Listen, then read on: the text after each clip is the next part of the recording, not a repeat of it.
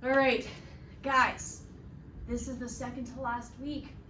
It's incredible. And like they're looking across the room like, this is what happened. We winnowed the field. We just sort of cut them out one by one. This is the few, the proud, the remaining people who got it through Ecclesiastes. So we're going to dive into a little bit of a recap, and then we're going to finish out chapter 10 and introduce the first part of chapter 11. So let's go.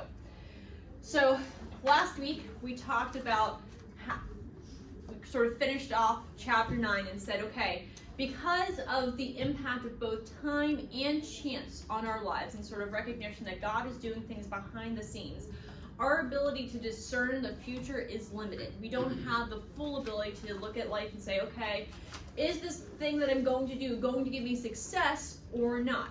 And we couldn't figure it out for sure. And so Kohelet tells us our future is uncertain. And then all the way from 9:13 through 10:4, if you summarize sort of that entire section, Kohelet explains that the best response to an uncertain future is wisdom.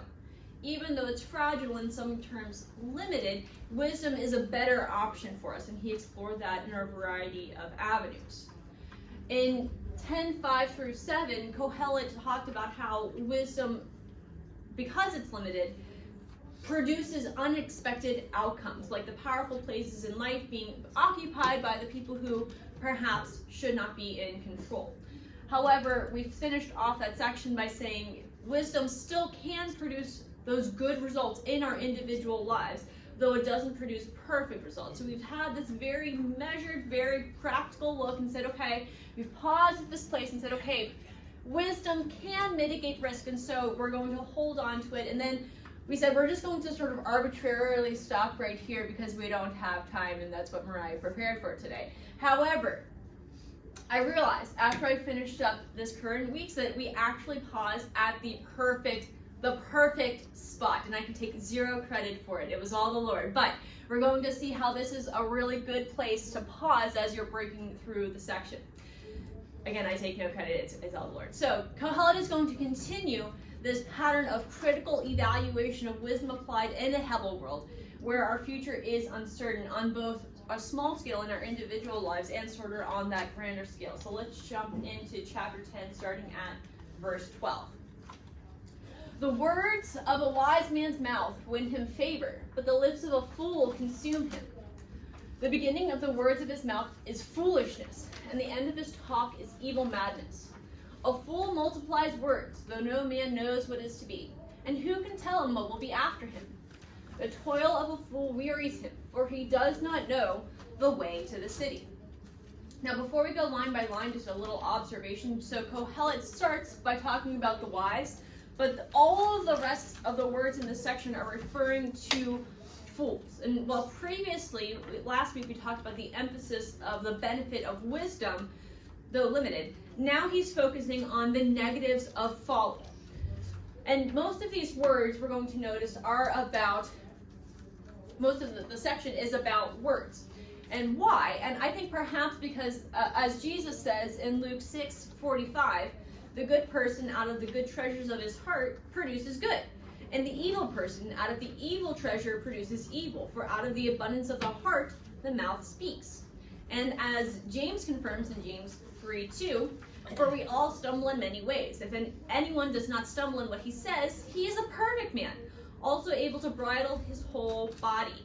And so these verses tell us that what comes out of our mouths is indicative of what's going on in the heart. And so as we're looking at contrasting the fool with the wise person, one of the easiest ways we can spot a fool, and we can sort of spot that downward spiral, is by use of someone's words.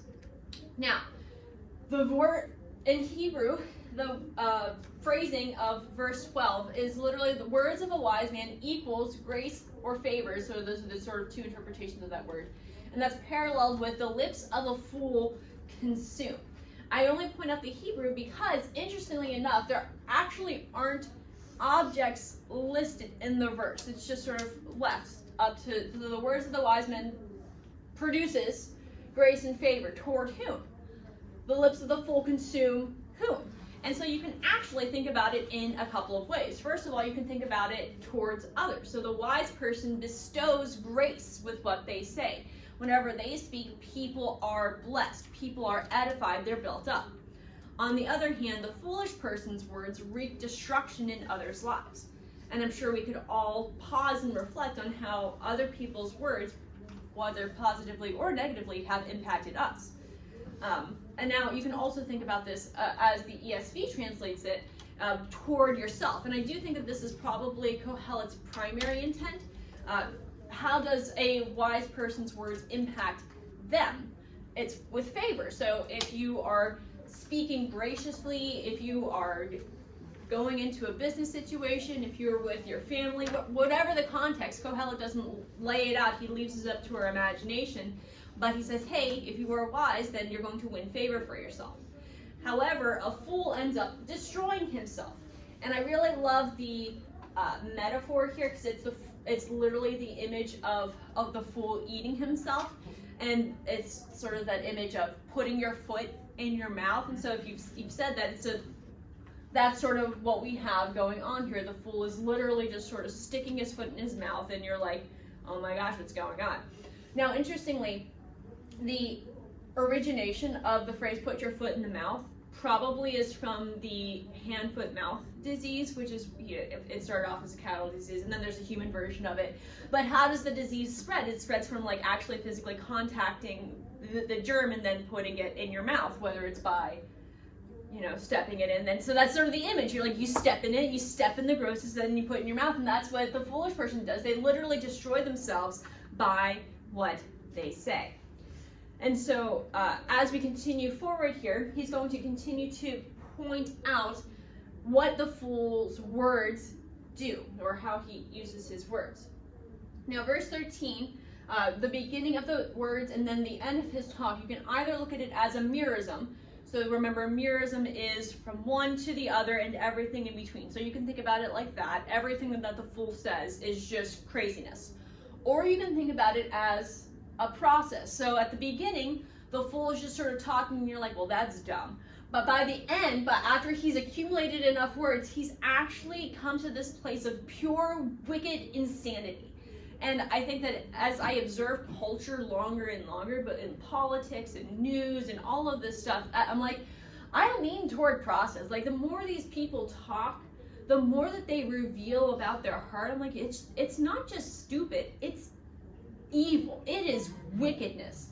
And that's what the fool does. The more they talk, the more they sort of get themselves into trouble.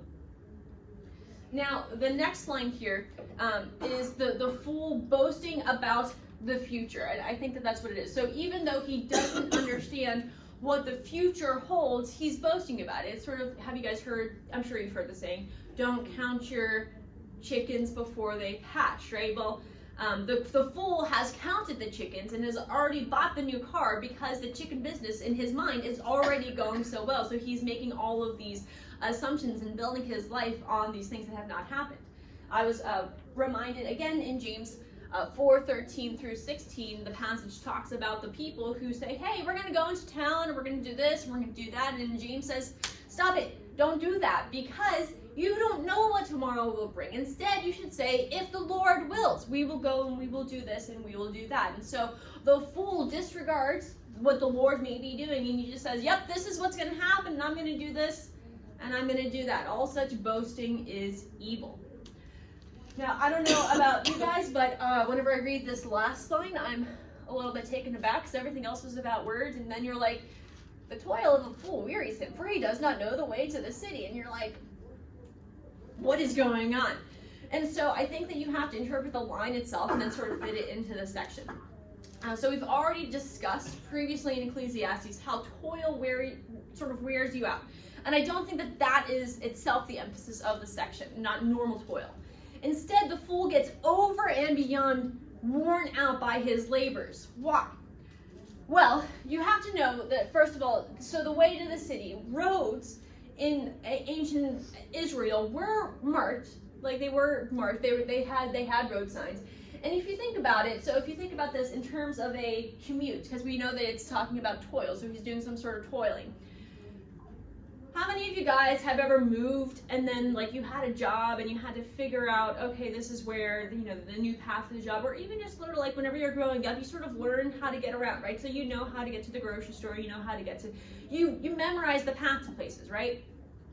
Well, the fool doesn't know how to get to work and how to get home. He doesn't know his commute, and so by the time he gets home or he gets to work, he's extra worn out because he's taken like 17 times the wrong directions, and so he's worn out because he's done all this extra work to go places.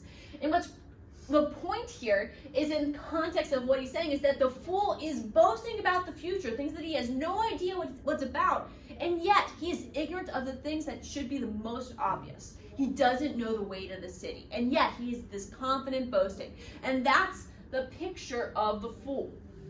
And so we would say, okay, which is better, folly or wisdom? This is the part of the audience participation. What's better, folly or wisdom? Wisdom. Folly is worse than wisdom. Now, in the next section, we're going to return to what we started talking about last week, this grand scale items like politics and leaders. Now, I would say by far it was the most difficult section to sort of piece together, but I do think that if you think about it thematically, it does work strongly. So I am going to interpret it that way. Just know that not everybody does. So let's take a look at the next set of verses here. Woe to you, O land, when your king is a child and your princes feast in the morning. Happy are you, O land, when your king is the son of nobility and your princes feast at the proper time, for strength and not for drunkenness. Through sloth the roof sinks in, and through indolence the house leaks. Bread is made for laughter, and wine gladdens life, and money answers everything. Even in your thoughts do not curse the king, nor in your bedroom curse the rich. For a bird of the air will carry your voice, or some winged creature tell the matter. And again, I wanted you to get a feel for the whole subsection before we went line by line. So let's look at just the first couplet here. So very first thing I notice is that we have these two lines are very, very close. One's definitely positive, one's definitely negative. So let's take a look. So in the one we have a child versus the son of nobility, and those two are the kings that are in question here. And so what's the difference? Child can mean just a really, really young person, or it can be something that's immature. In the positive line, son of nobility, the word son indicates not necessarily age, but it's just the descendant of. So the descendant of nobility. And nobility is nobility, somebody of nobility. I know you're like waiting for some great revelation, like no, it's just nobility. And so what seems to be emphasized is not that, okay, well somebody's young and somebody's not young, or somebody has a different status or not. Instead, what seems to be indicated is that on the one side we have immaturity, and on the other hand we have somebody who was, I put raised to it. You can think of people who, like the prince over in England. So Prince, what is it? Will? Yeah, I was about to say the wrong one. I was like, no. So he has been raised with the knowledge that one day he is going to take over the kingship of England. And so even from the youngest of ages, he has had the etiquette drilled in, he's had politics drilled into him, and so everything in his life has been calculated, ready, preparing for the moment when he's going to step into this role. And so whenever he takes the reins, it could have been, 5 years ago, it could be 5 years from now, it could be 10 years from now, it doesn't really matter. He's going to be ready because he's been preparing for it for his entire life.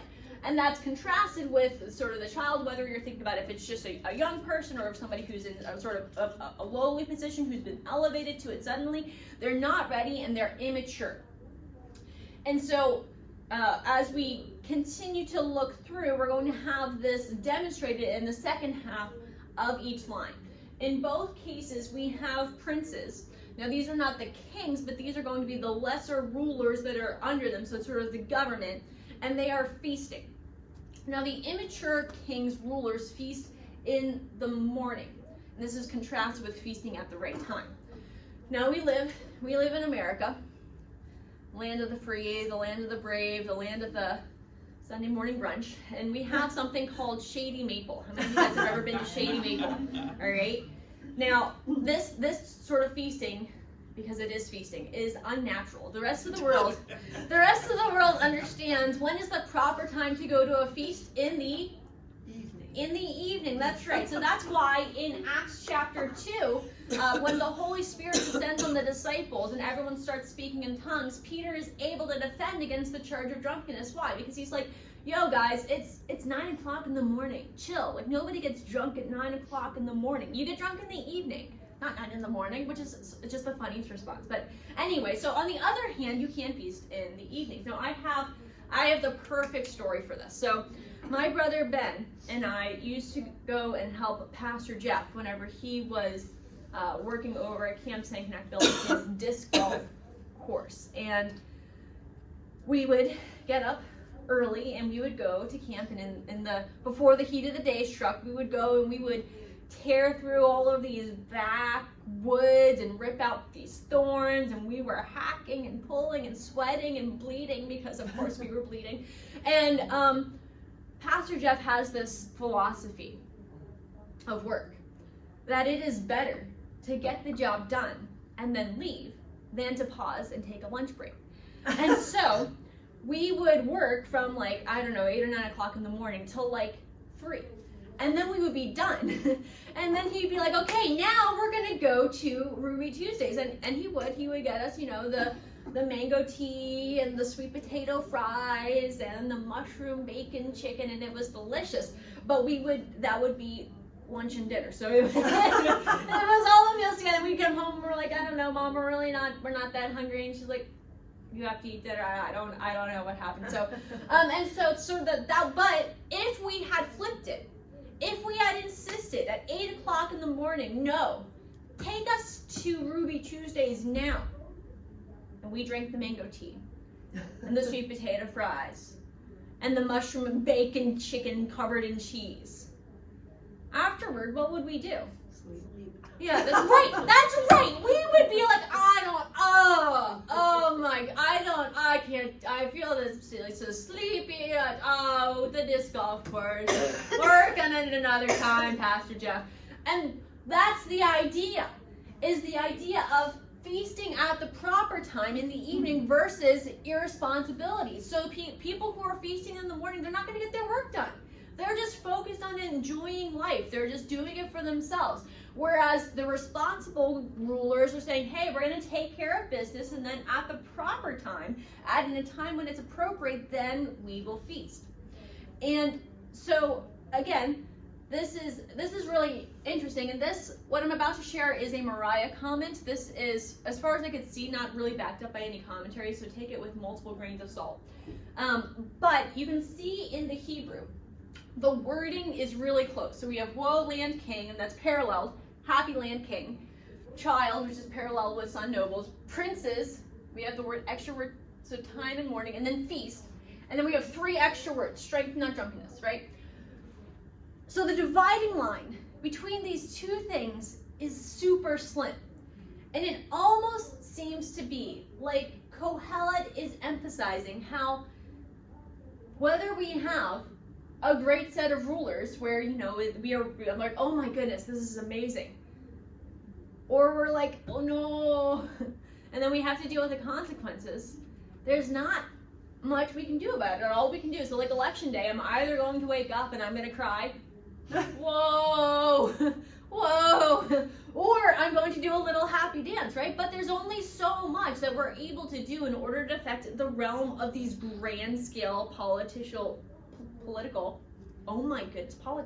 somebody slap me, political realms, and some of these other, not even just politics, but if you think about it, how much control do we really have over what kind of boss do we have? I mean, you can change jobs, especially in our day. We can change jobs, but think about it, in Kohelet, I mean, I can't change my boss at the rock gym.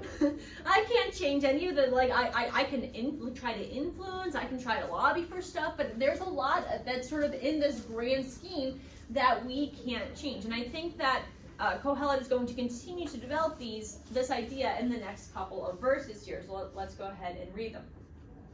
Verse 18. Through sloth the roof sinks in, and through indolence the house leaks. Bread is made for laughter, wine gladdens life. Money answers everything. Even in your thoughts, do not curse the king, nor in your bedroom curse the rich. The bird of the air will carry your voice, or some winged creature tell the matter. Now, I want to remind you that there are a couple of ways to interpret these passages. You can read them individually or part of the overall thought, and I am advocating for a unified interpretation. But there are people who say, no, here Kohelet is just spouting off random pieces of wise things, and you can interpret the passage that way. I'm not. So, for the first line, we have this roof caving in. Now, and so you're like, is he just talking about roofing problems? So let's think about the image itself. So these pictures here on the screen are from my trip to Israel back in 2012. So they are high quality. Look at these high quality pictures, yo. So this picture over here is a picture of a real roof. So that's a real roof, somebody's house.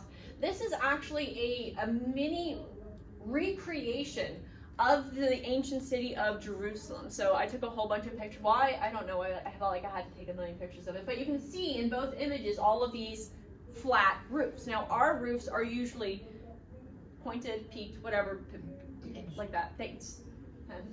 This thing. But most of the roofs in the ancient Palestine, and even today, are flat. And that's why whenever you say, oh, they went up on the roof and lowered the guy through, you're like, oh, that makes sense because the roofs were flat. And these roofs were covered with lime, which eventually cracked, and then the rain would seep in, and because there wasn't any runoff. And so you did actually need to regularly maintain the roofs in order to prevent leakage. And so this is likely a picture of what happens when your leadership stinks. And so a little bit of a practical modern day example. Whatever your opinion is of our current immigration policy, or what our immigration policy should be, the current administration has not attended to our border. Toward the end of the Trump presidency in April 2020, there are about 16,000 legal border crossings so that's just 1 month, which is still a lot. Like, that's a lot of people coming across the border. 16,000, like, that's a lot of people. However, in December of 2023, there were over 250,000 illegal border crossings. So that's over 15 times as many in just 1 month, which is mind-boggling. So if you multiply that by like the years, like the months across the years, it's crazy. Now you can walk away from this with the application. Okay, so I'm not going to, I'm not the president, so I can't do too much about the immigration policy. But I'm going to strive not to be slothful in the tasks that God has given me. And can you walk away with that application? Yes. However, I think that the punch of the passage is that when your princes feast in the morning, the people reap the consequences. And Kohelet is pointing out sort of, again, that heaviness of life. Now, whenever I read verse 19, myself and every commentator go, what? And we're like, what in the world is going on here? There are a lot of ways that you can think about this verse. You can read this as a simple descriptive statement about life. So Kohelet has already said that bread and wine, they're good things. And so you may say, hey, it takes money to have these things, so don't be lazy. So maybe you can think about it that way. And if you're interpreting the Proverbs in isolation, that's probably the best sense of the Proverbs in isolation. In the context of the passage, it might be a sort of cynical advice, like, hey, you know what? Whenever the people in charge are not so great, you know what can work? A little bit of money, a little bit of cash. A bribe goes a long way. That's possible. I don't like it. Kohelet hasn't really advised any bad things for you to do anywhere else. So I don't think that really jives, and it doesn't flow well into the next verse. You can think about this as being phrased from those bad leaders, so it's like put it in quotation marks. So give me the cash. So it could be something like that. So that's sort of what their philosophy is. That bread is made for laughter. You should give me the food, give me the wine, and give me all of the money. That's possible, but it is a little bit of a weird reading of the Hebrew. So you have to sort of like tilt your head to the side and put on funky glasses to get the Hebrew to read that way. But it's possible. You could also read it as Kohelet sort of inserting a traditional proverb, like everything has a purpose. Money is especially flexible and can get you out of a lot of messes. I think that that's probably the most plausible read, especially going into verse 20. But what we're going to see in the next verse is that sometimes you're just stuck with the leadership you have. And so what he may be saying is that money doesn't really answer everything. And so maybe this is a traditional proverb that people sort of throw out there. Oh, money, bread's great and wine's great, but money is the answer to all things. But he's saying, you know what, maybe money isn't the answer to everything. And the last line here cautions the reader to be careful about what we say about leaders who aren't doing so great. And why? Very practically speaking, he says things have a way of getting back to the person that you're talking about, even perhaps from the privacy of your own mind. And that's maybe hyperbole, nothing is safe. But if you think about the context of when Kohelet is writing, if you had spies who were around, they would often report using what? What might they use to report on you? Yeah, they might use birds to send the message and sort of tell on you. And so even if you were in a really private conference and you're like nobody else is around, there could have been a spy who was listening in you, and it could get reported back to the king. Now, in this context, again, in this day and age, if you say something about the king and it's not so favorable, what's going to happen to you? That's right. That's right. Off with your head. Off with your head. And so there's not really a lot of grace here. And so what seems to be highlighted here, and again, going back to 10:5-7, is that there are some situations where you're in a place of influence, right? Like in 10:4, and your exercise of wisdom might exercise some good. But for most of us, our wise decisions, our wisdom, doesn't influence the authorities who rule over us. I was thinking about my life and how this has played out in a few different ways. And whenever I worked at Starbucks, so I worked at Starbucks for a while as a barista, and then as a trainer, and then as a shift supervisor. And whenever COVID started, they had all these mask policies, and I strongly disagreed with how they were enforcing the policies. But Starbucks, if you know anything about Starbucks, is Starbucks a super right-leaning conservative company or a left-leaning liberal company? Yeah, it's very left-leaning and liberal. And it's so corporate that I sort of reasoned to myself. I was like, well, I could complain about this. I could object. And then they're going to be like, we don't care, get out. We don't care, leave. And so I was like, well, I don't know if it's really profitable for me in this situation to say anything, because even if I just complain to my coworkers, they could tell somebody else, and then I could get fired, and then I don't have a job in COVID, and that sort of stinks. Okay. And then I ended up transitioning out of Starbucks right around the time whenever they were like, actually, you have to get vaccinated. I was like, bye. I don't abide by these policies. These are silly. And so then I ended up working at the Philadelphia Rock Gym. And there we had a little period where they weren't requiring masks, and I was like, this is amazing. And then they brought them back. And at that point I was like, you know what, this is a smaller company. Like I got to know these people a little bit. I'm gonna say something. So I ended up talking to, I don't remember how the exact events transpired, but I ended up talking to two supervisors. One of them was in the youth programs, and she ended up, she totally floored me. She was like, I agree with you 110%.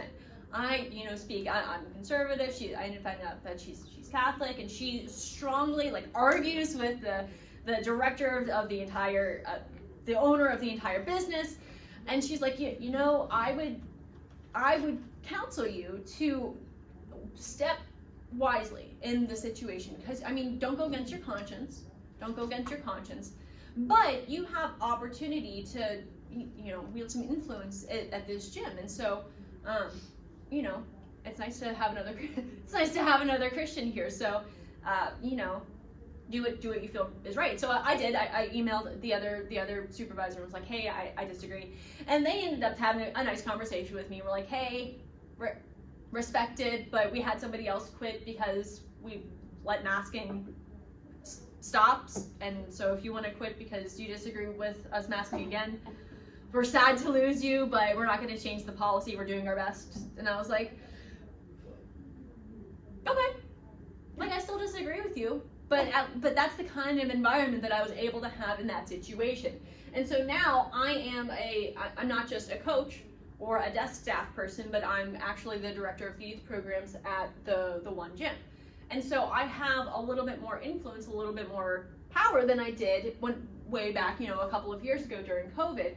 However, even now, whenever I think about this passage, I think about how again, like a week and a half ago, I was having a conversation with a friend who is not saved, and we were having this evangelism conversation, and in that conversation I ended up saying about the LGBTQ crowd and how I was like, look, I disagree with them, but blah blah blah, and then I was like, this is how I get fired. Because she's like parallel with me in the leadership structure, and I was like, yep, but I'm prepared for that. Like this is the thing where I'm like, I'm standing on certain truths, and whenever I'm not like being mean about it and being like, look, if you say that you're a he, him, but I can tell you're a she, her, I'm not gonna call you and like holding up a sign. But that's something that I stand on, and I'm aware that whenever this gets caught up to the leadership, they're not going to be like, oh, Mariah, that's so thoughtful. You know what? That's really wise. You're actually in accordance with biology. We're going to change our entire corporate policy about this. Now, it's possible that I might change somebody's mind. But the likelihood that I'm going to change the entire belief structure of the entire organization over top of me is slim. And so, I'm aware that, cursing the rich in this case would be speaking out against the LGBTQ stuff. Whenever that gets carried up, I'm anticipating the chopping of the head, and that'll be the end of my career at PRG. But that's okay. I'm prepared for that. And so what Kohelet seems to be doing in this section is to recognize sort of the limits of wisdom. There are going to be some cases and some positions that you have where you have an opportunity to speak into the ear of the king, and you're able to use that influence. So use it. Try for it. Absolutely. Remember, he starts off in 10:4 saying, hey, whenever the king's all upset at you because you said something you didn't like, hang in there. Hang in there. But on the other hand, sometimes you got to look at a situation and say, you know what? I'm going to reserve my criticisms because of the negative fallout that may occur. And so it's not an overall one or the other. It's navigating life carefully, judiciously, recognizing that wisdom is not always going to get you everything that, again, you would hope it's going to. And especially on sort of these bigger than my individual life cases, it's not always going to give you the results that you're hoping for. And again, I want to emphasize that this is not to say don't speak up for what's true. This is not to say don't live courageously. Don't take a stand. I'm not saying that. I think that what Kohelet is saying, though, is recognize the potential consequences whenever, and don't be overly hopeful. Sometimes God is going to call you to take a stand, and that is going to be the result. And that's okay. And I think that actually slides us in really nicely into the final section here. Again, I'm going to read the whole thing, and then we're going to go section by section. Cast your bread upon the waters, for you will find it after many days. Give a portion to 7, or even to 8, for you know not what disaster may happen on earth. If the clouds are full of rain, they empty themselves on the earth. And if a tree falls to the south or to the north, in the place where the tree falls, there it will lie. He who observes the wind will not sow, and he who regards the clouds will not reap. As you do not know the way the Spirit comes to the bones in the womb of a woman with child, so you do not know the work of God, who makes everything. In the morning sow your seed, and at evening withhold not your hand, for you do not know which will prosper, this or that, or whether both alike will be good. Now, verses 1 and 2 have a couple possible different interpretations. The first is to view it very literally take a piece of bread and to throw it upon the water. And you're like, that seems really weird. And you're like, yes. And literally the commentator's like, just engage in chaotic behavior because the future's uncertain. So you may as well do something crazy like toss a piece of bread in the water, because that's going to come back to you just as well as something else. And then the next line is hedge your bets by spreading it out, spread out the risk, because there's no way to account for the disasters that will occur.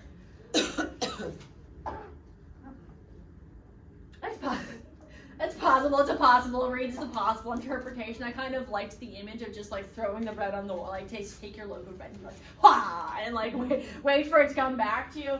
It's not my favorite interpretation, but it's possible. Another interpretation is to be generous. So to cast your bread out, to give a portion to 7 or even to 8 people. So to spread the wealth, because you never know what's going to happen. You never know that generosity may return to you in the future. Somebody else is then later going to be able to give back to you. This is again possible. It's a possible read of the passage. There's nothing, however, in the language, context, or the rest of the entire section that talks about generosity, so I'm disinclined to favor that interpretation. But it's possible. So if you decide that, oh no, that works, and sure, in light of an uncertain future, be generous. I'm not going to argue with you over that. What I've traditionally heard it interpreted as is the one that I think is best, to take reasonable risks. So cast your bread upon the waters would be to engage in like shipping and trade with the product that you produce, for it's going to come back to you after a season of time. But of course, anytime you sail something, you have the possibility that, well, disaster is going to strike and your ships are going to sink, and so spread it out. The phrase 7, even 8 is actually a Hebrew numerical formula. It's not literal, but it means plenty and then one more. So be prudent and then take one step extra, even beyond. So really spread the risk out. Because what? Well, we don't know what might happen. I think that this especially works because of how it qualifies this wisdom in the following verses. Because while the prior verses are about planning for disaster, the verses that come tell us that all of the best planning doesn't always work out. Now I'm going to make an obscure literary reference here. So Mistborn is a fantasy series that I enjoy, and there's this character named Steris. And she was a great example of somebody who likes to prepare. Mom is the only one who's smiling because she's the only one who's read the series. It's great.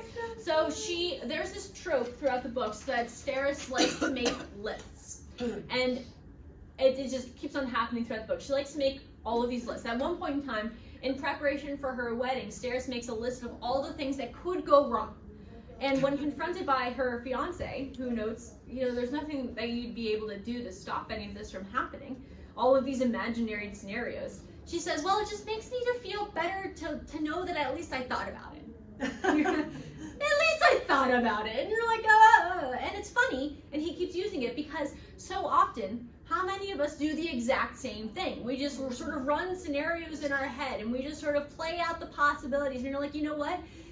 I just want to think of everything that might happen because at least then I thought of it.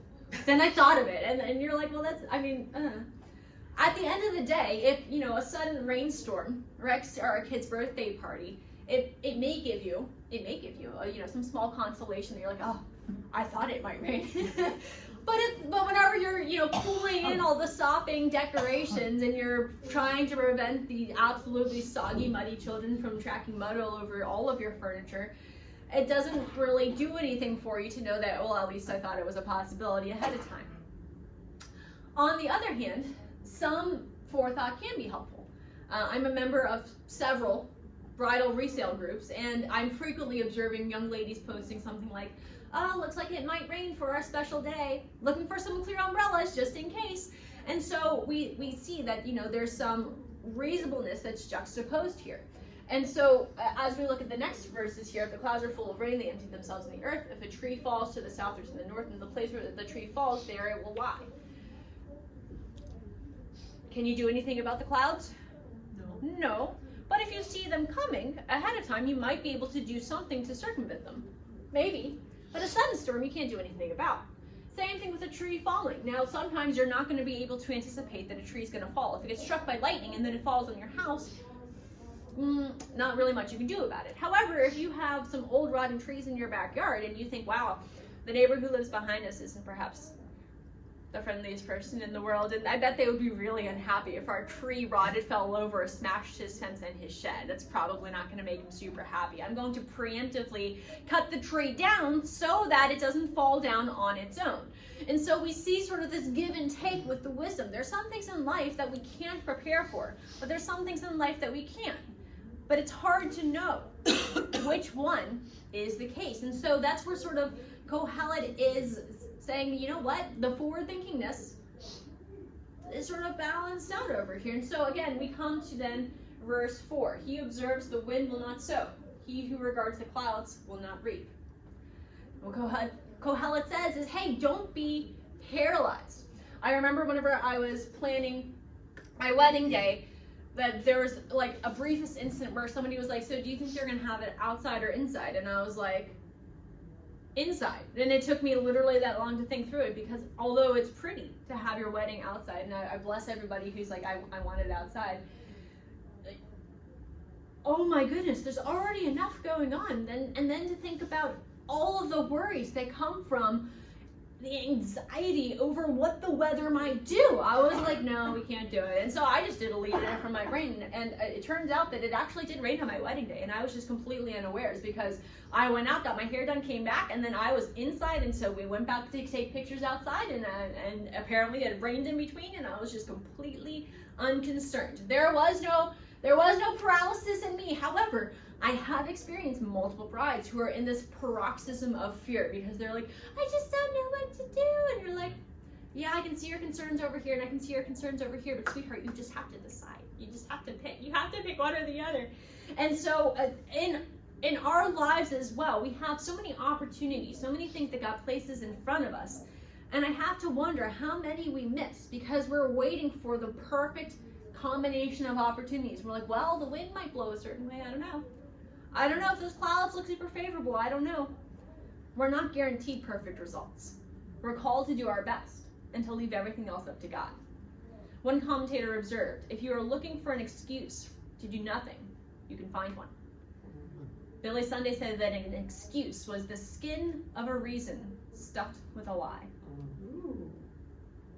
Right? And so we ought not to hesitate because we're afraid of what might happen. It might not go perfectly, but it might. We have to be okay with that. Last couple of verses. As you do not know the way the Spirit comes to the bones in the womb of a woman with child, long. So you do not know the work of God who makes everything. In the morning sow your seed, and at evening withhold not your hand, for you do not know which will prosper, this or that, or whether both alike will be good. Now the word for wind here is ruach. And it's the same word that appears in verse 4. There it's clearly intended to be wind. Here it seems to be more indicated spirit. Some people say, well, okay, well, it could also mean wind. So he's doing two examples instead of just one. Sure, whatever. I don't know. So whatever the case, he's clearly referring to conception. And then he may also be saying, okay, so we also don't know how the wind works. Regardless, several thousand years later, and we still are no closer to figuring out how the wind works, just talk to any weatherman, or about pregnancy and conception. Just think about the abortion controversy. There's so much heated debate over when does life begin? What does life look like? And even if you're confident and say, nope, life begins at conception, what exactly does that process entail? How does a soul come to be? I don't know. And so whenever we say, do we know how that works? No. In the same way, so we see a nice little simile there. As you do not know, so just like we don't know this, so we don't know the work of God. And you guys know I like to use that image of a tapestry, where all of these little individual threads, and we're going through our lives, and then our thread takes us to boop, and we're like, oh my gosh, God, what are you doing? But all we see is the backside of that tapestry, and we don't even see like all of the other threads. We get a little picture of our little thread and then a couple of other threads that we cross, and we're like, God, what are you doing? And yet in faith, we know that he is weaving a masterpiece, this tapestry that one day when we see him face to face, he's going to flip the tapestry around and we're going to think, wow, that's what you were doing. But right now, we don't know. While we're here in the Hebel world, we only have the smallest glimpse of the tapestry that God's creating. And so, what Kohelet does is he doesn't end this section by saying, you know what? You don't know what the future holds. You don't know what God's doing. Things might go crazy, and you just don't know. So, hide in your house. Don't go make any relationships. Don't try for any business. Don't go witnessing to people. Don't show kindness. Anything. Just stay in your house. No. He calls us act. Even though the future is uncertain, even because the future is uncertain, yes, we don't know what God's doing with our thread, but we can trust that God will work in every circumstances, and so we ought to act. Now, as we wrap up this section, we've seen that Kohelet is explaining how living foolishly is worse than living wisely, and he focuses on the evidence of the fool's words. And yet, because wisdom has somewhat of a limited range, Kohelet shows that the outcome that we observe, especially in our leaders, is often outside our control. We can't control those results. However, in our individual lives especially, wisdom can help to mitigate risk. Not entirely, but it can help.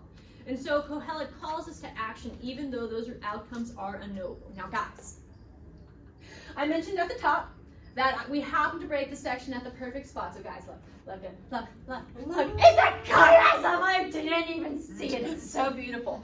So we see it on both ends that the future is uncertain. And because of that, we have a 1, 2, 3. So wisdom is better, contrast with the foolishness of folly. Wisdom's limitations, unexpected and uncontrollable outcomes. Wisdom mitigating risk in our lives. Wow. Now, I have to say that whenever I pointed this out to my husband last night, he leaned over and said, "Yes, dear." And I was like, come on. Oh my gosh. Be excited about my nerdy Kai. Come on. All right, last section. So as we look ahead to next week, you can think back on the questions from this week and do the final section of Ecclesiastes. That's it. Get ready for the most massive review and the rousing conclusion. So we're done.